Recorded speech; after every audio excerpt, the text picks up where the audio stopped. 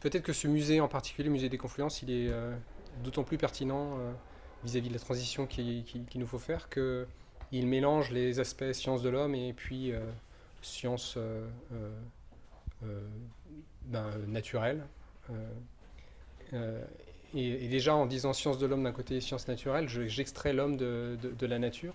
Et en fait, il y a tout un courant de pensée aujourd'hui qui se dit que peut-être qu'une partie euh, des causes de la situation problématique dans laquelle on est aujourd'hui se situe justement dans cette division entre d'un côté l'homme et puis de l'autre la nature.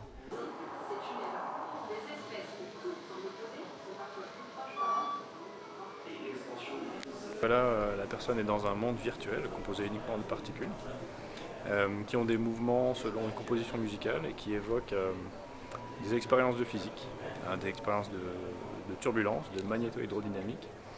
Et, euh, et voilà, c'est avant tout un voyage contemplatif et agréable qui peut déboucher éventuellement sur une discussion scientifique parce que c'est la physique qui a inspiré ces créations. Très bien, c'est super, hein, franchement c'était vraiment super. Et la musique elle est super. Oui, la musique. Oui, elle a été composée spécialement par un ami violoniste. Ouais. Ah, c'est top. Merci beaucoup. Effectivement, la science, elle a contribué à trouver de nouvelles technologies, de nouvelles approches pour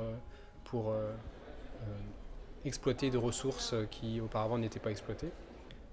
Et donc de ce point de vue-là, elle a joué un rôle dans l'augmentation de l'empreinte environnementale des populations humaines sur la Terre.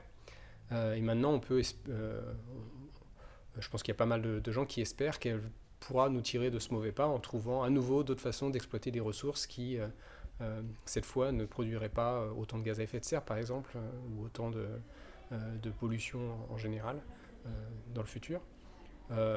Donc c'est un espoir qui peut être légitime. Le problème qui se pose, je pense, aujourd'hui, c'est que la transition vers un mode de vie plus durable, donc moins émetteur notamment de gaz à effet de serre, il faut la faire très très rapidement.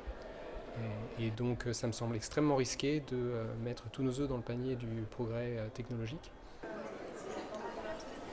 Donc on remercie Bastien Bousseau, chargé de recherche au laboratoire biométrie et biologie évolutive du CNRS et de l'Université Claude Bernard pour être là aujourd'hui. Donc, ce qui est sûr, c'est que pour faire diminuer l'empreinte carbone d'une ampleur qui est nécessaire pour, par exemple, tenir les engagements de la France qu'elle a pris en 2015 lors de la COP 21, c'est un changement drastique dans nos styles de vie qu'il faut effectuer.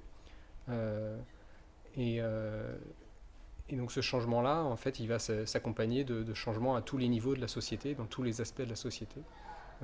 Évidemment dans l'économie, mais à l'échelle individuelle et puis à l'échelle du système global. Et donc ces changements-là, ils sont très importants et je pense que c'est important de transmettre, qu'on soit tous au courant de l'ampleur des changements qui sont devant nous.